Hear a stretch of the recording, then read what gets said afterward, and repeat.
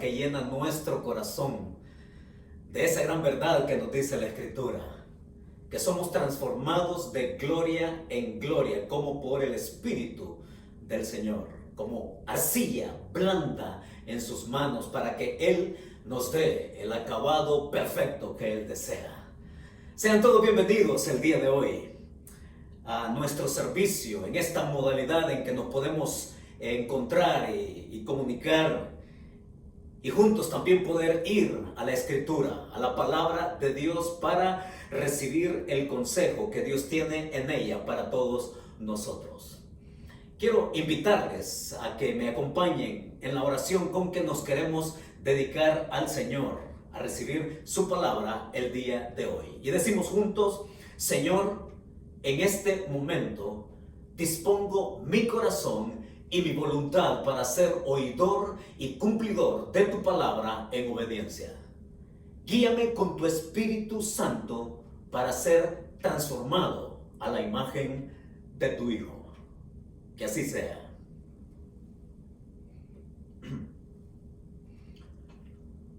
Clementina Gerasi, una ginecóloga de 34 años, optó por salvar la vida de su hijo que estaba por nacer.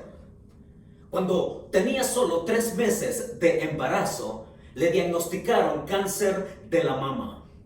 Y eran 2 sus opciones. La primera, luchar contra el cáncer y practicarse un aborto como le sugirieron algunos. O 2, tomar medicamentos menos peligrosos para cuidar su embarazo y salvar así la criatura de su hijo, pero perdiendo la suya.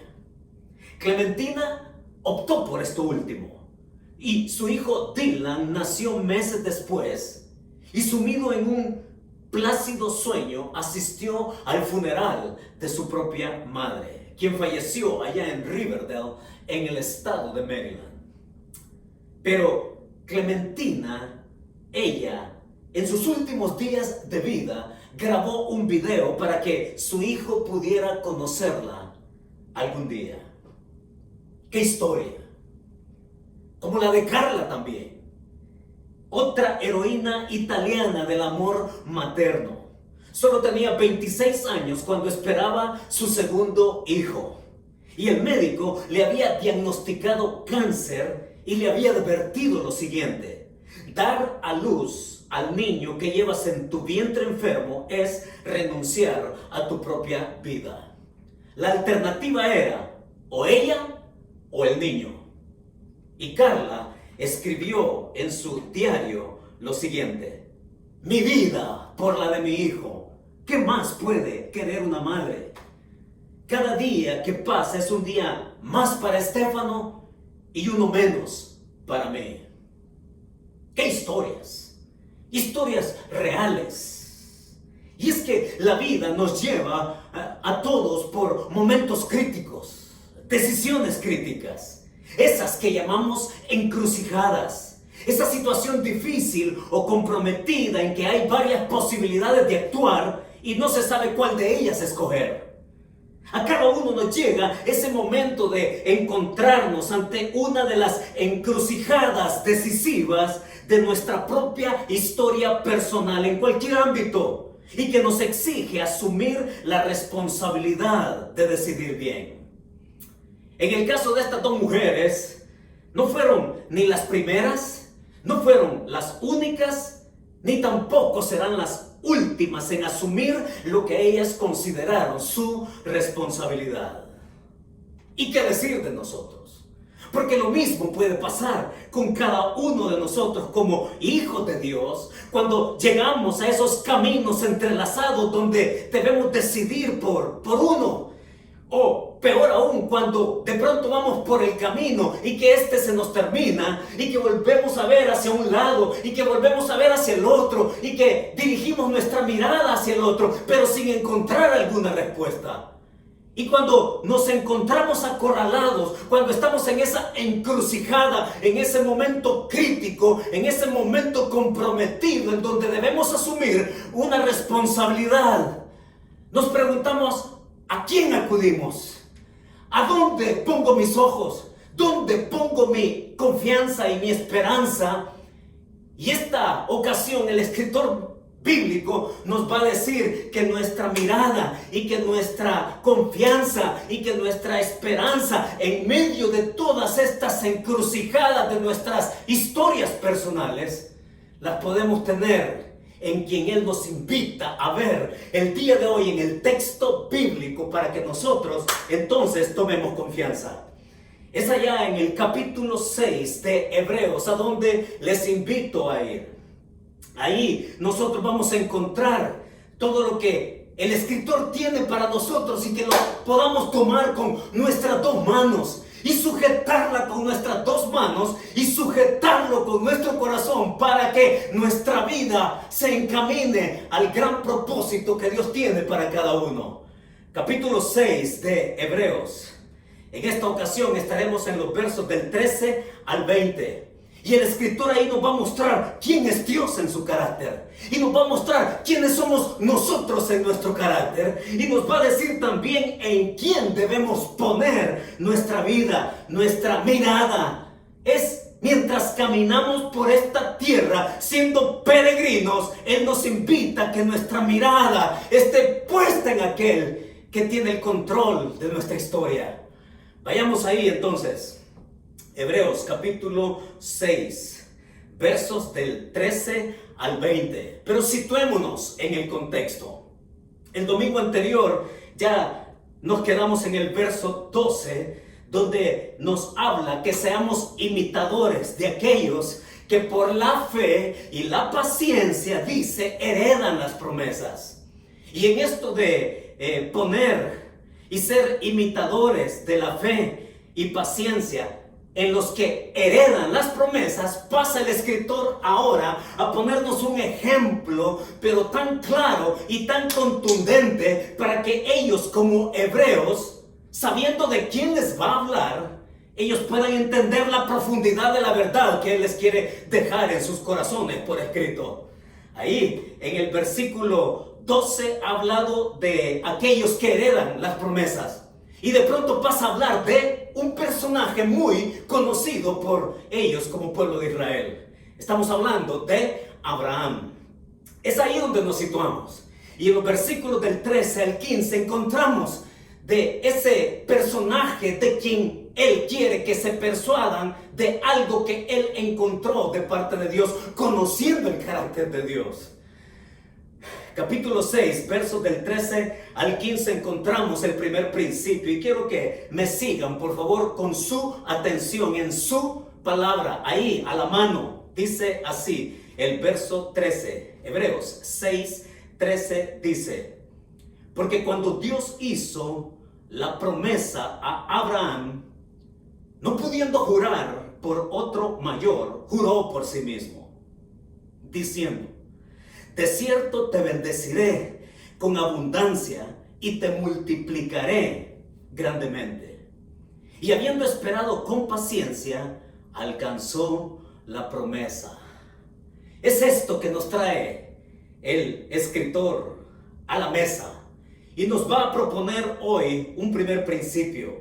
Y ese primer principio, mis hermanos, queridos, familia en el Señor, ese principio que nosotros tenemos que tomarlo, meterlo aquí y que baje 45 centímetros hasta acá. Porque entonces podemos explicarnos muchas de las encrucijadas en las cuales nos encontramos a diario y que pueden durar por tiempo y con las cuales de pronto nosotros necesitamos tener respuestas, asumir respuestas, pero en fe. Y el principio de los versos del 13 al 15 nos dice el escritor bíblico es que confiar en Dios nos coloca en situaciones que rebasa lo razonable. Confiar en Dios, se les está diciendo, confiar en Dios nos coloca en situaciones que rebasa lo razonable. Y mis hermanos, hay algo interesante acá, porque cuando hablamos de Abraham, cuando hablamos de él, cuando vamos al Antiguo Testamento y nos situamos en la narrativa de la vida de Abraham, el gran patriarca de la nación judía, podemos entender realmente qué misterioso es Dios. Qué misterioso es Dios. Y qué se trae entre manos cuando Él se muestra como Dios misterioso, Dios eterno, Dios que mantiene en control las circunstancias. Y es por eso que nosotros tenemos que vivir a la expectativa con una fuerte capacidad de asombro cuando tratamos con ese Dios que es misterioso. Aquí en el pasaje, el escritor llama la atención para que la pongan en Abraham.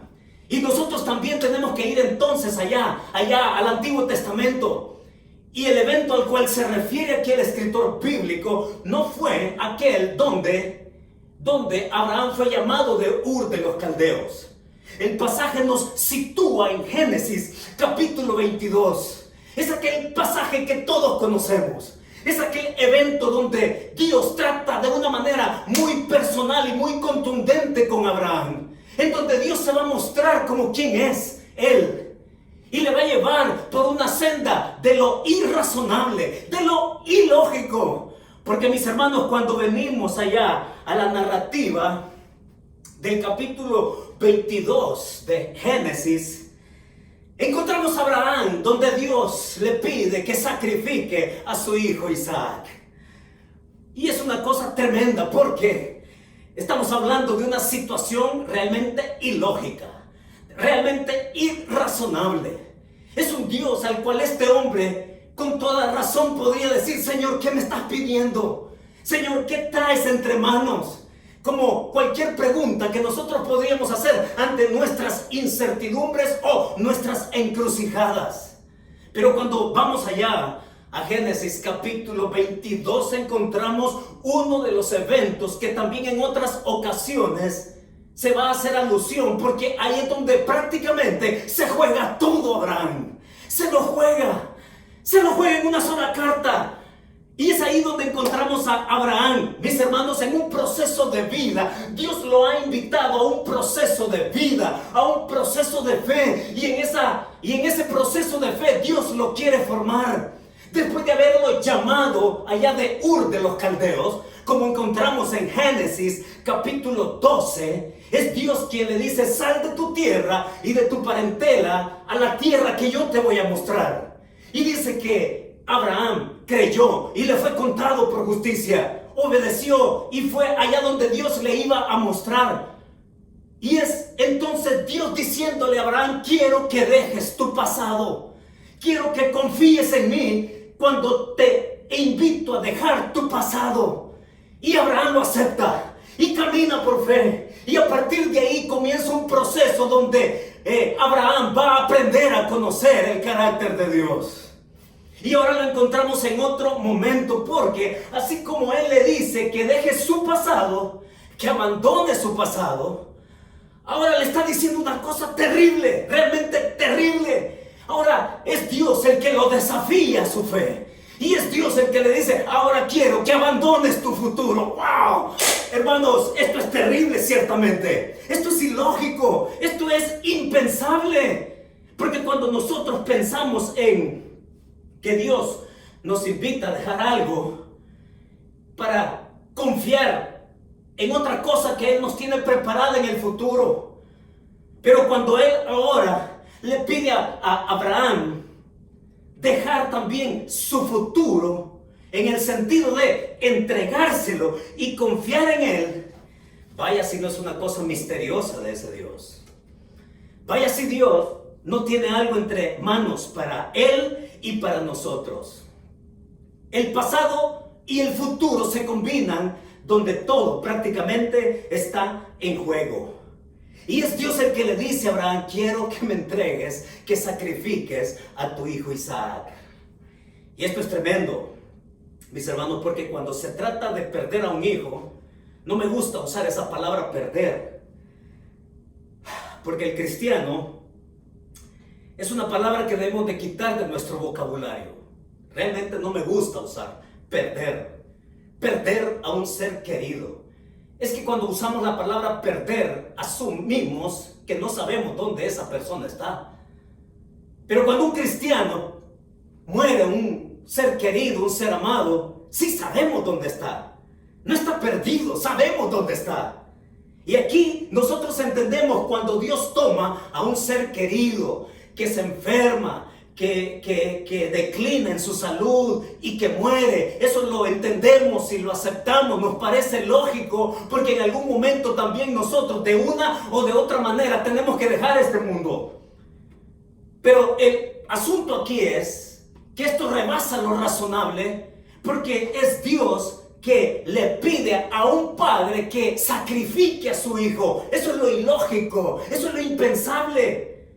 Y el capítulo 22 de Génesis nos da detalles, con lujo de detalles. Hay una narrativa que describe la contundencia de aquella verdad, de lo que nosotros hoy también necesitamos aprender.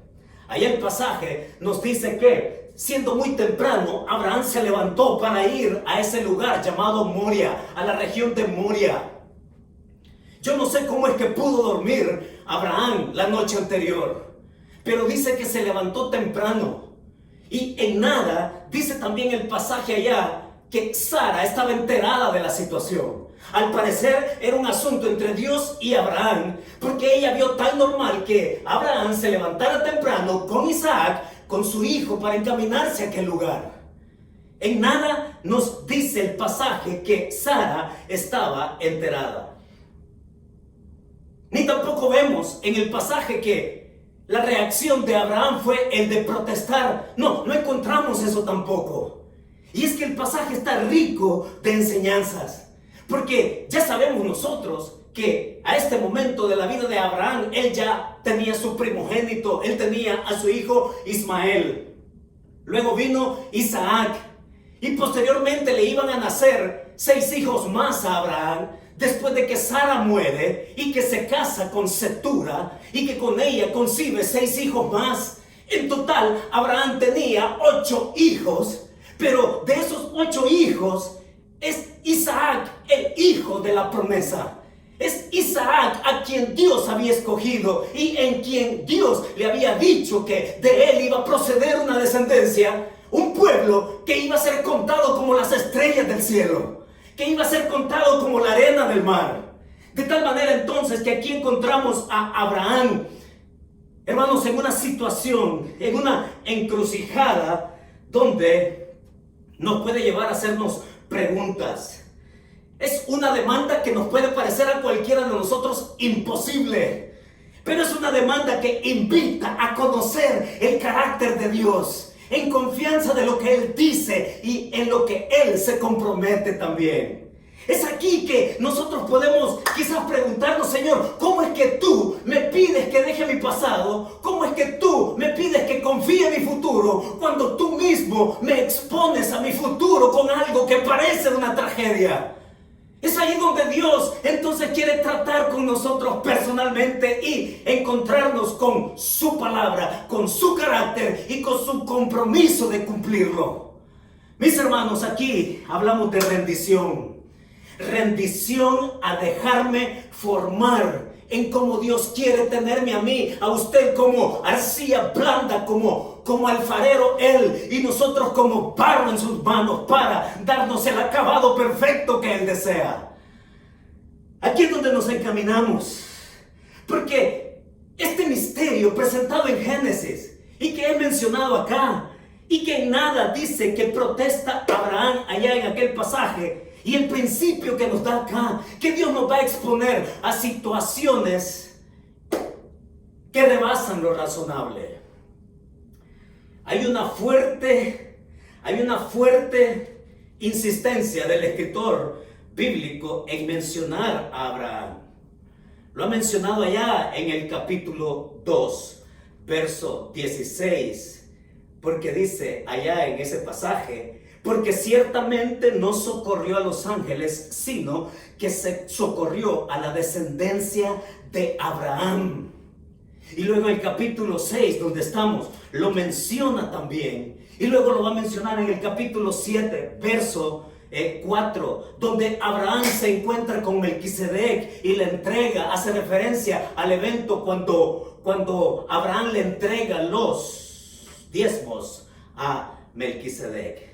Y lo va a volver a mencionar ahí en el capítulo 11, donde también tenemos que llegar, al cual podemos hacer referencia en este momento, porque nos respondemos a la gran pregunta: ¿por qué Abraham estuvo tan dispuesto a entregar a su hijo Isaac? ¿Por qué Abraham no protestó? ¿Y por qué Abraham fue arcilla en las manos de Dios para conocerlo? Es porque allá el pasaje, capítulo 11, en donde hace referencia de él, nos va a decir que Abraham estaba seguro que aun cuando él sacrificara a su propio hijo, Dios tenía el poder de resucitarlo. ¡Qué fe!, ¿no? ¡Qué entrega! ¡Qué rendición! Y es eso a lo que el escritor nos invita a que nosotros tengamos también. Una rendición donde nosotros podamos confiar.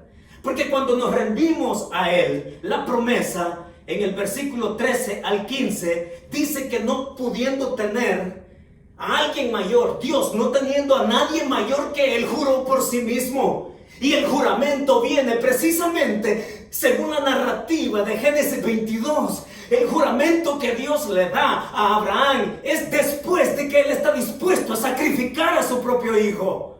Es Abraham que es interrumpido en aquel sacrificio con puñal en mano para degollar a su propio hijo. A tu hijo, a Isaac, a tu único, al que amas. Y que como cada palabra de Dios significa dar un golpe a su propio hijo en sacrificarlo. Y sí, hay algo que sucede después de eso. Y es que Abraham aprende a conocer a Dios en esa encrucijada. Es Abraham que conoce a Dios de una manera como no lo había conocido antes. Es Dios el que se muestra a Abraham como el Dios proveedor, el Jehová Jireh. Es Abraham que discierne a Dios en su encrucijada, en sus preguntas, en sus dudas, en sus tribulaciones. Él se rinde y él conoce a Dios en medio de sus circunstancias.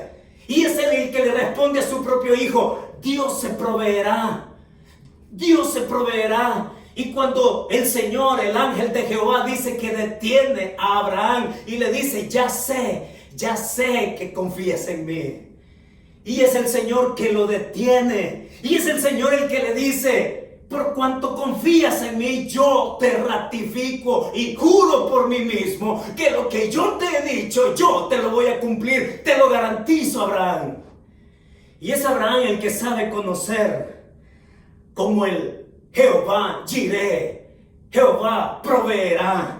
Es el Señor que jura por sí mismo y le da garantía que Él le va a cumplir su palabra. Mis hermanos, aquí venimos nosotros a nuestra realidad. Confiar en Dios es un asunto de fe. Confiar en Dios nos coloca en situaciones que rebasan lo razonable. Y no esperen menos de Dios que eso. Porque Dios es un ser misterioso. Tan misterioso que Él siempre va a tener las prerrogativas de tratar con nosotros como a Él le plazca, pero no para complicarnos la vida, o no para jugar con nosotros, o no para burlarse de nosotros. Lo hace como barro en sus manos, donde Él quiere darnos la formación de nuestro carácter, conociendo el suyo. Dios quiere formar nuestro carácter conociendo el suyo. Y en las circunstancias suyas y mías, su historia personal, por lo que estemos pasando en este momento, cualquiera sea la encrucijada, Dios lo está retando e invitando a que usted conozca el carácter de Dios en suyo, en el suyo, en su historia. Y es por eso que Abraham dice aquí: habiendo esperado con paciencia, alcanzó la promesa. La promesa que Dios le dijo y que Él juró por sí mismo: yo te la cumplo. Nos lleva al siguiente versículo.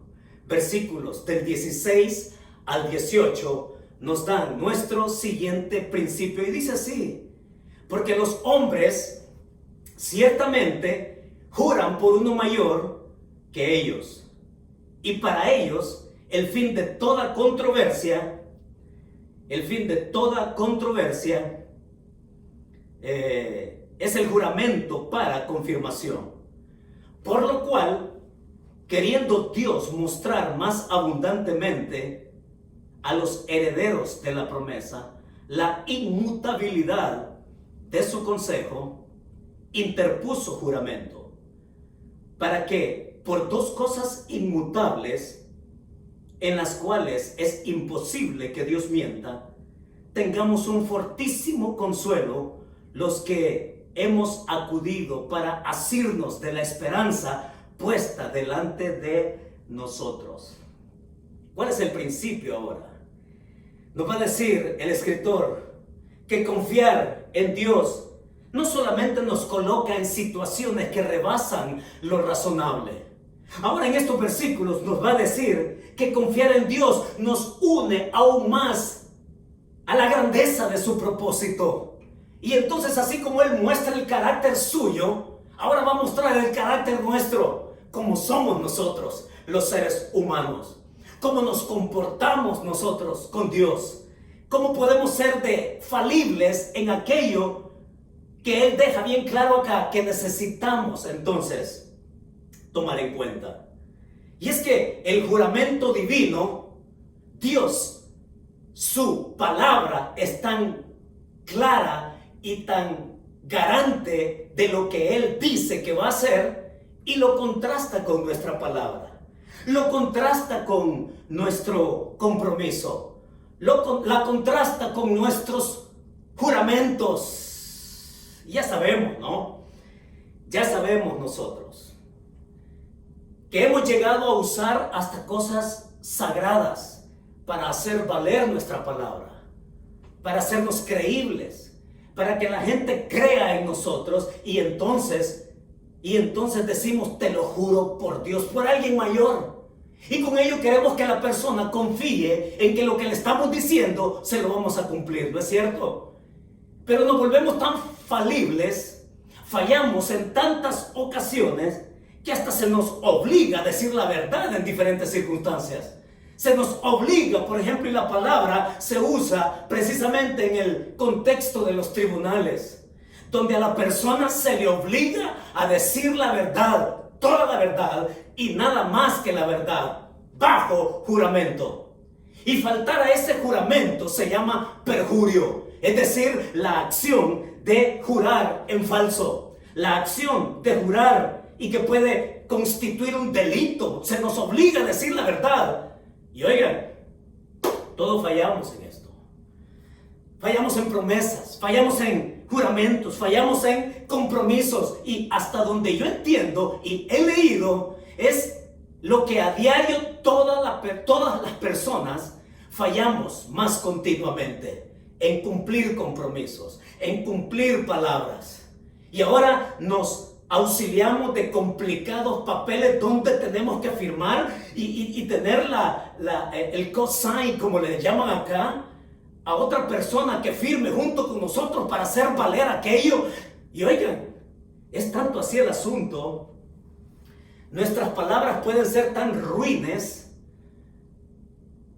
y nos podemos volver tan risibles como lo que le ocurrió a la vicepresidenta de Guatemala. Se hizo tan viral, y esto es de dominio público, ¿sí? Esta mujer, en su posición de vicepresidenta de Guatemala, habiendo sido acusada, investigada y luego acusada de malversación y de transacciones turbias y de corrupción y demás, y entrar en un proceso jurídico. Pero ella constantemente decía que era inocente. Y en una ocasión, ante las cámaras, oigan, cuando los reporteros ante las cámaras ahí le preguntaban a ella de sus acusaciones, ella quería hacer valer tanto su inocencia que dijo lo siguiente. Dice, yo soy inocente y se los juro por la vida de mi madre que está muerta. Y se hizo tan viral.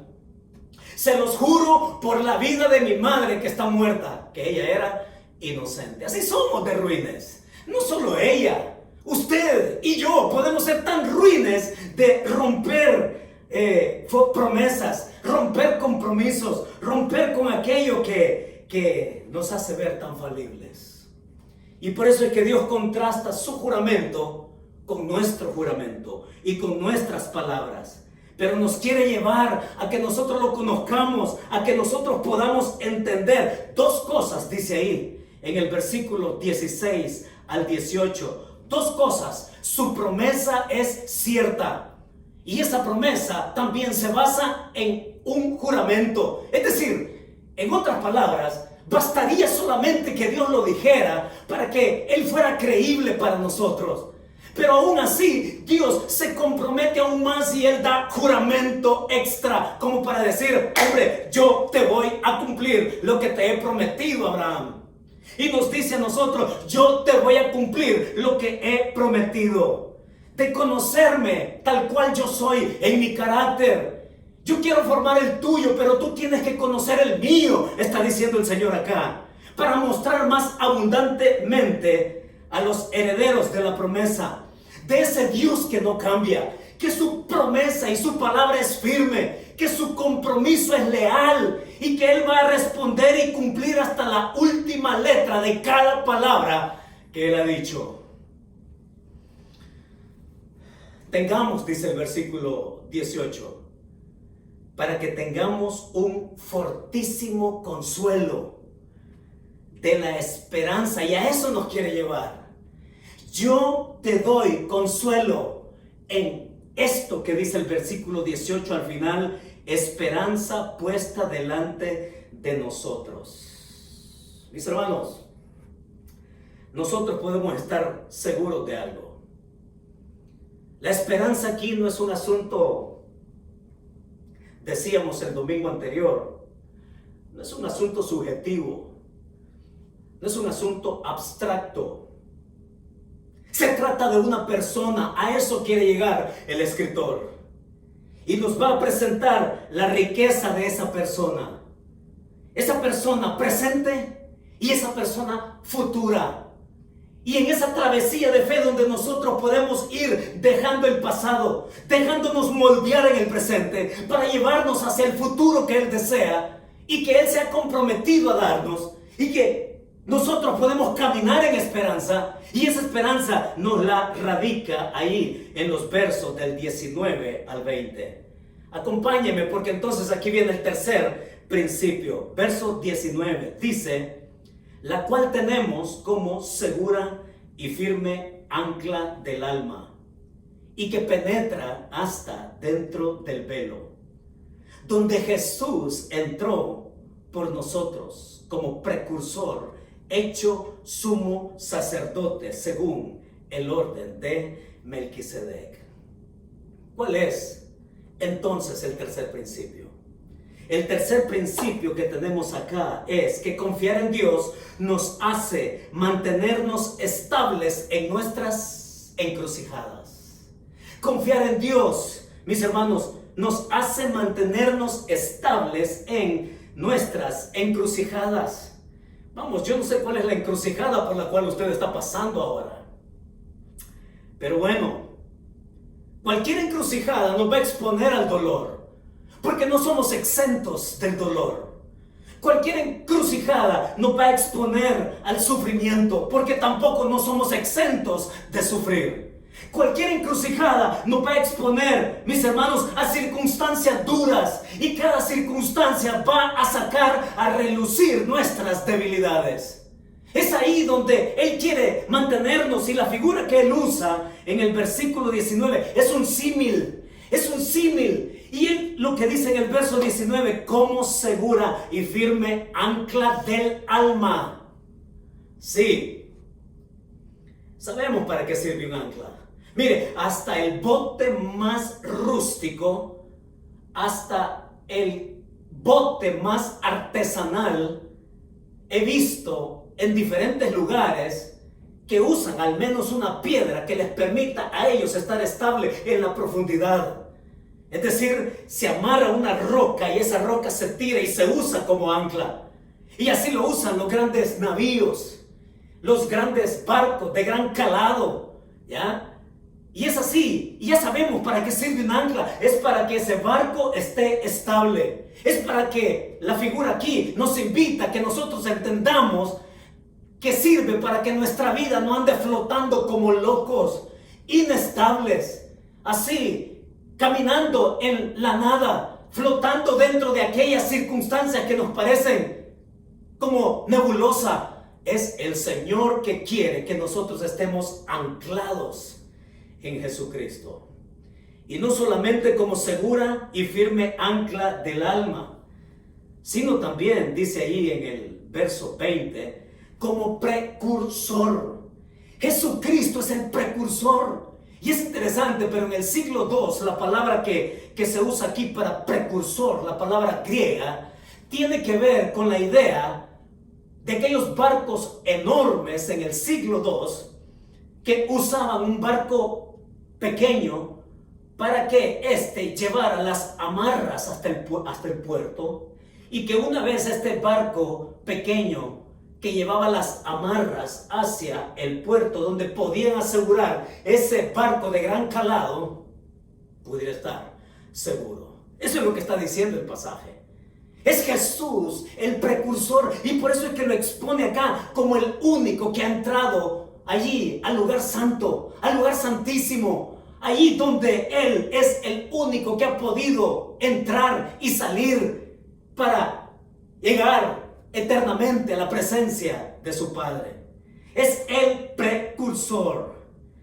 Mis hermanos, ¿cuáles son las encrucijadas entonces por las que estamos pasando? Encrucijadas donde podemos ver qué tan frágil es nuestra vida. Encrucijadas donde salen a relucir nuestros miedos, nuestras dudas, nuestras inestabilidades, nuestras debilidades y todo a flor de piel.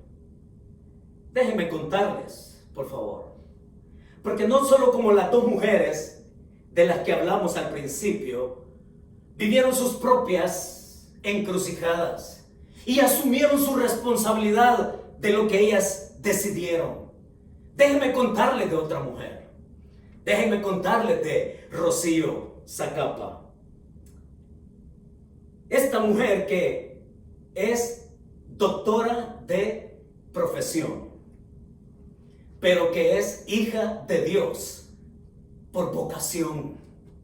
Una mujer que, ejerciendo su trabajo como médico al frente de una jefatura en el Hospital San Rafael donde ella trabaja, ella, una mujer ejerciendo su profesión en el cuidado de otros durante esta pandemia, y de pronto ella pasa de ser doctora cuidando a otros, ahora ella viene a pasar a ser paciente cuidada por otros.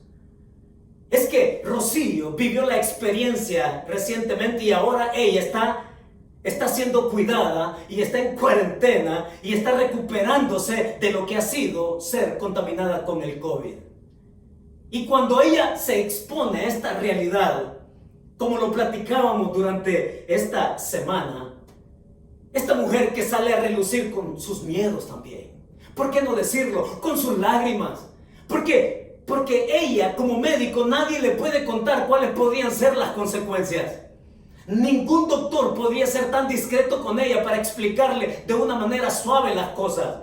Porque como médico, ella podría saber hasta dónde podrían llegar esas consecuencias de estar infectada. Más aún, cuando viendo a colegas en su propio hospital muriendo por el virus. Y no solamente eso. No solamente con el problema de su salud, sino con el agravante de la salud de seres queridos en su propia familia. Y cuando ella está ahí en su casa, oiga, no es la mujer y la hija y la esposa que va a salir por esa puerta y quién sabe que va a regresar, sino también irse pensando que aún su propia madre, que en este momento se está recuperando también de la neumonía causada por el COVID, pero cuando en esas circunstancias de una hija y de una madre y de la incertidumbre de un esposo, Boris, oigan, ¿qué podemos esperar en esta encrucijada? ¿Qué tiene Dios entre manos para Rocío, su madre Carmen y su esposo Boris? ¿Qué podía esperar usted y yo de otro tipo de circunstancias? Pero es que cuando Dios quiere tratar con nosotros, Él quiere mostrar su carácter en el nuestro. Y Él quiere ver cómo respondemos a confiar y creer en esas cosas que nos parecen irrazonables. Y esta mujer, oigan, en su debilidad, su propia madre ahí enferma. Hombre, qué mujer, doña Carmen. Sí. Y esta mujer se levanta, y esta mujer la toma, su propia hija, y esta mujer la unge con aceite, y esta mujer le inserta ánimo a su propia hija y le dice, por esa puerta vas a salir victoriosa, y por esa puerta vas a entrar y vas a regresar victoriosa. Hombre, hermanos, qué lindo. ¿Y saben qué? Así fue. Rocío regresó victoriosa del hospital, victoriosa en casa con su madre, que también ya dio negativo en la prueba del virus. Después de ser tratada, recuperándose en este mismo momento, mientras me está escuchando, en este mismo momento, ella se sigue recuperando. Madre e hija recuperándose de su encrucijada. Es que Dios cuando trata con nosotros, las lágrimas que al principio se pueden derramar de dolor, de sufrimiento, son las mismas lágrimas que le podemos dar al Señor en gratitud y en alabanza por lo que Él hace. Rocío no es la última, ni yo voy a ser el último, ni usted va a ser el último. Pero lo cierto es que el escritor nos lleva a que nuestra esperanza esté radicada como ancla. Y qué interesante, porque el ancla siempre va sumergida, pero esta ancla que dice ancla para nuestra alma está allá arriba en el cielo. Es Jesús el que cruzó el velo, es Jesús el que triunfó de la muerte, es Jesús el que está a la diestra de Dios Padre, es Jesús quien se convierte en nuestra esperanza. Y queridos amigos y familia, nosotros aquí nos la podemos estar jugando por completo. Podemos estar seguros que el Señor, al decirnos esto de esta manera, nos puede llevar a una verdad que Él quiere que nosotros cincelemos en nuestro corazón. ¿Qué verdad es esta? La verdad es que Dios nos da su promesa jurada de vida plena, garantizada en Jesucristo, su Hijo. Se lo voy a repetir. Dios te da su promesa jurada de vida plena, garantizada en su propio Hijo. Es Dios el que, como Abraham, entrega a su Hijo.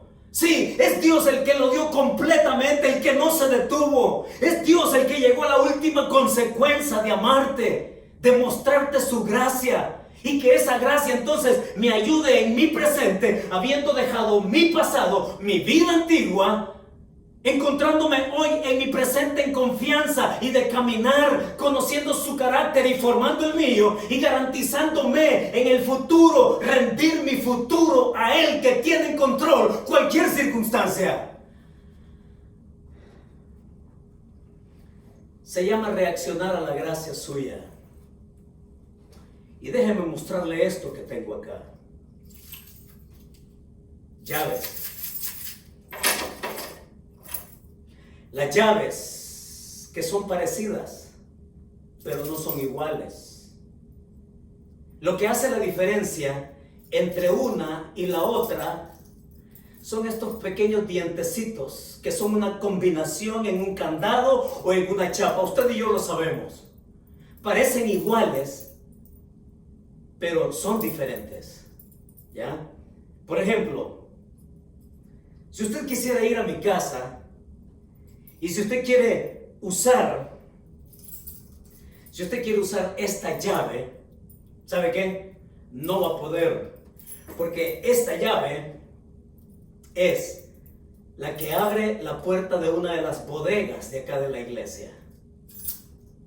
Si usted quiere ir a mi casa y usar esta llave, tampoco va a poder, porque esta llave es la que abre la puerta que da a una de las oficinas de la iglesia. Ahora, si usted quiere usar esta llave, oiga, esta es la llave que usted puede usar y que puede meter y que puede girar y que puede abrir, porque esta llave sí es la llave que abre la puerta de mi casa y usted puede entrar y usted se puede servir lo que quiera y usted se puede sentir en familia. ¿Sabe qué? Porque esta es la llave que abre la puerta de mi casa para que usted se sienta bienvenido. Así pasa con Cristo. Mucha gente vive en la incertidumbre, con una falsa fe. Usan la llave incorrecta para conocer a ese Dios que te da perdón, que te da vida eterna, que te da salvación, que te da seguridad, que te da garantía, pero usan la llave incorrecta y usan la llave de sus buenas obras, porque esa llave jamás va a poder abrir la puerta de la gracia de Dios. No, la llave que Dios usa es otra. Igual, alguien más puede usar la llave de la religión. Y la llave de la religión tampoco abre la puerta para recibir la gracia de Dios. La única llave que abre la puerta que te ofrece Dios para que pases por ella y experimentes el perdón, su gracia, su salvación, su garantía, su promesa, su juramento de vida plena, se llama Jesucristo. No hay más. Te lo vamos a repetir todas las veces que sea necesario, Porque Dios quiere que tú dejes tu pasado, que le confíes tu presente y que te dejes guiar hacia el futuro donde Él te espera, garantizándote lo que Él ha prometido en su Hijo Jesucristo. Entonces, Dios te da su promesa jurada de vida plena en su propio Hijo Jesucristo, como segura ancla del alma, precursor por todo lo que Él pasó para que tú y yo pudiésemos venir a la redención que Él te ofrece. Y si eso es lo que quieres hacer, ¿por qué no tomas una decisión? En medio de tus encrucijadas, ¿por qué no le rindes tu corazón al Señor hoy? Y con eso te invito a que ores conmigo. Oremos. Señor, muchas gracias por traernos a este momento. Porque no hay encrucijada, Señor, en la que tú no tengas una respuesta. En las peores situaciones, Señor, tú quieres mostrar tu carácter en el nuestro. Tú, como el alfarero, quieres tenernos en tus manos como arcilla blanda, como barro moldeable. Pero también en nuestras circunstancias, Señor, donde buscamos caminos, Señor, tú nos das la única llave de tu gracia para recibir el perdón, la salvación, la garantía y tu juramento, Señor, de tu promesa de hacernos hijos tuyos y ser salvos por la fe. Yo oro que tú nos permitas, Señor, en medio de todas las dudas, incertidumbres, que podamos alzar nuestra mirada a ti. Y que trabajes en nosotros de esas maneras ilógicas, irrazonables, pero todo bajo el control tuyo. Que tú nos permitas, Señor, venir a ser quien tú te has propuesto que seamos para la gloria de tu nombre. Nos encomendamos a ti, Señor, y llévanos por el camino donde tenemos la garantía de tu promesa en Cristo Jesús, en cuyo nombre hemos orado. Amén y amén. Que Dios nos bendiga.